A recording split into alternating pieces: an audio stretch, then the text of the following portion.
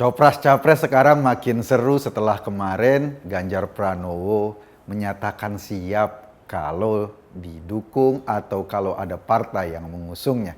Sebelumnya kita udah tahu Partai Nasdem mendorong Anies Baswedan sebagai calon presidennya.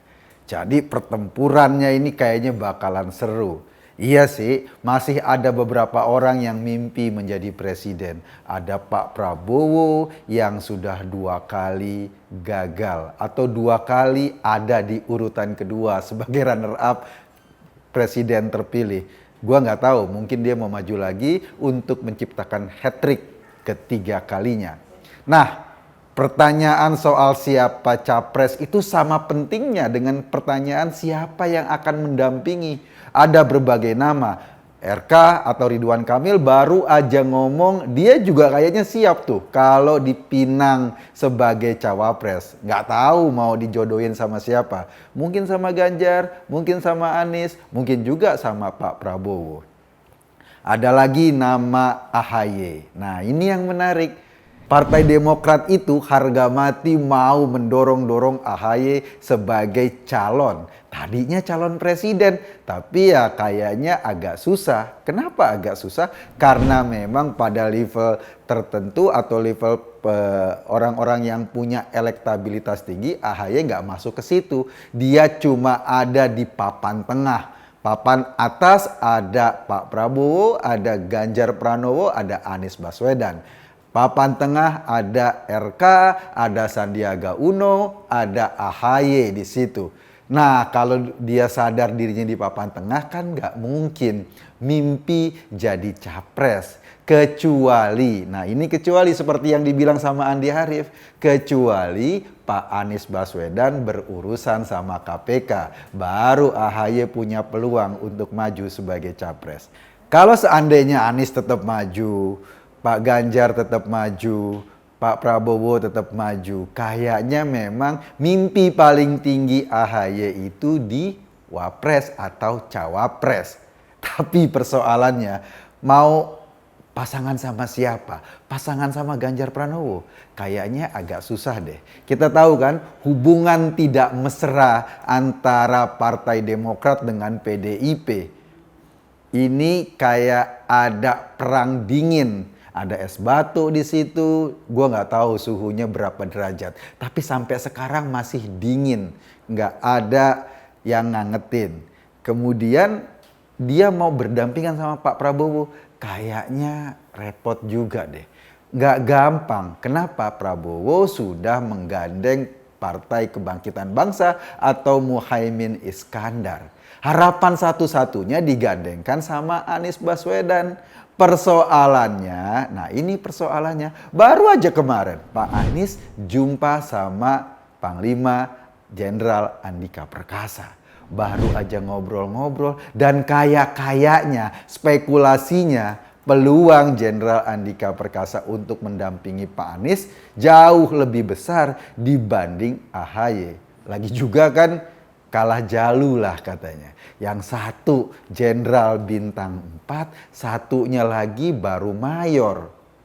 Masa mayor mau ngalahin jenderal bintang 4 atau mayor mau mimpi jadi cawapres?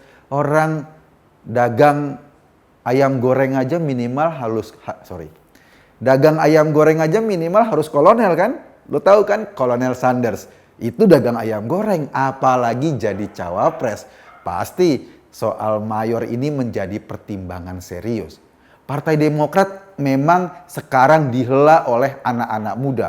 Orang-orang tua angkatan Pak SBY udah banyak tersingkir atau mulai disingkirkan atau berbeda pendapat dengan yang mengelola Partai Demokrat sekarang. Karena anak-anak muda yang mengelola sepertinya oleh para politisi senior belum dianggap serius, baru dianggap main-main, sehingga mereka teriak-teriak sendiri cawapresnya atau capresnya AHY dengan logo kayak Atta Halilintar. Ah siap, tapi ya kayak gitu. Mereka cuma ada di kubangannya sendiri dan tidak berhasil mewarnai pemikiran politik nasional untuk menempatkan AHY dalam center atau dalam pusat perhatian politik.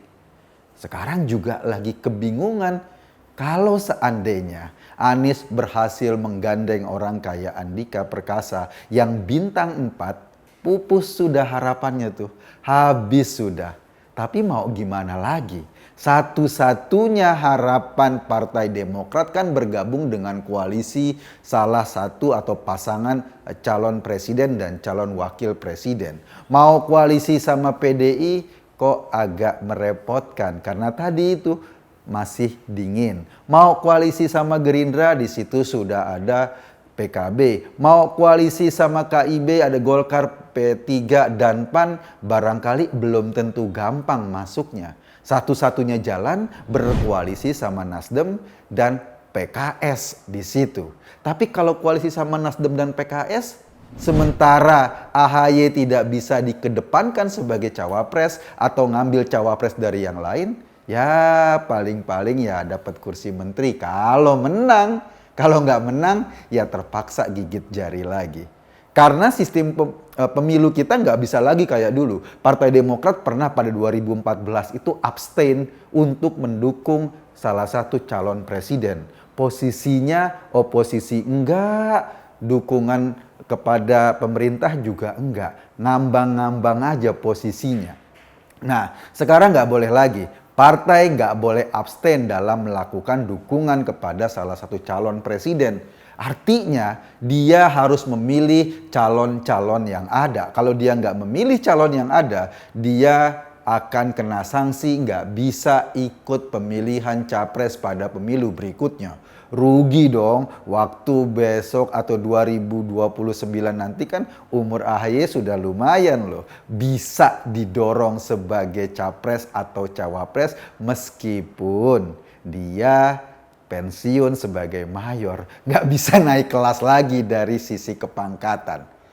Gua ngebayangin ya posisi sekarang secara politik itu ujung-ujungnya kalau yang nggak punya calon, ujung-ujungnya ya cuma mahar. Berharap dapat limpahan logistik, berharap suaranya dikalkulasi dengan rupiah. Ya alasannya sih untuk menggerakkan mesin partai. Kalau untuk menggerakkan mesin partai maka dibutuhkan logistik yang serius. Jadi sekali lagi ini soalnya adalah logistik, dalam bahasa Andi Arief soal kardus. Dulu kan pernah kan kejadian kan ketika Pak Sandiaga Uno dianggap sebagai capres kardus karena membawain kardus logistik untuk membantu Prabowo sehingga Pak Sandiaga Uno diangkat sebagai cawapres. Pada saat itu istilah kardus logistik dan lain-lain ini kayaknya menjadi perhatian partai-partai yang nggak punya calon. Partai-partai yang kursinya nggak cukup untuk majukan sendiri seperti PDIP. Dia nggak punya calon.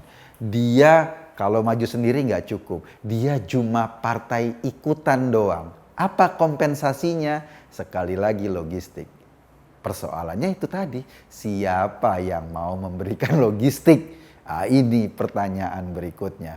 Wajar saja apabila dalam kontestasi capres ini selain faktor orangnya, selain faktor figurnya, juga dipengaruhi oleh siapa yang support atau bagaimana dia menggerakkan mesin partainya, menggerakkan mesin relawannya, menggerakkan ideologinya sendiri agar masyarakat berlomba-lomba membantunya. Gua kasihan juga sih Partai Demokrat sejak Pak SBY tidak lagi menjabat sebagai presiden, melengsarkan tahtanya ke AHY. Kok nggak naik-naik kelas, berkecimpung di situ-situ aja. Barangkali pada 2024 nanti akan terjadi lagi. Mereka jadi penonton yang setia. Mudah-mudahan bukan menjadi penonton yang bikin rusuh sehingga menyebabkan suasana jadi kurang enak. Gue Kogun tadi, mudah-mudahan bermanfaat. Makasih ya.